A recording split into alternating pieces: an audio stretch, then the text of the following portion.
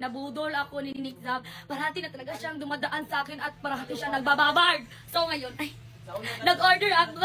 Nabudol niya ako. No, it can't be. It can't be right. It can't be wrong. And I was mad. So ngayon, samahan niyo ako magbababard. So, pumili ako ng babard niya, ng G21, dalawang babard, 1 soap, and red booster. Yes!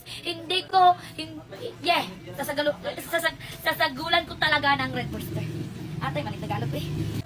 Magbababard tayo ngayon kasi, alam mo nurse, para maganda din tayo sa paningin ng iba.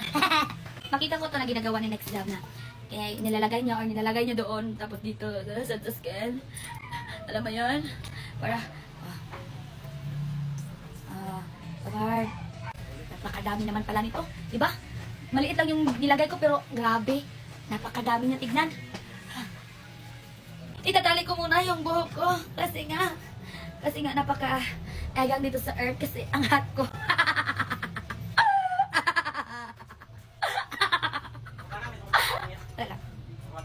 Diba? O, pati ang kilikili pa. Hindi maitim ang ating kilikili, diba?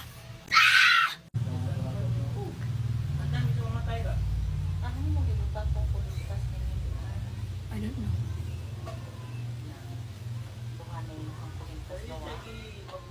Talagang gaganda na to yung skin ko nito.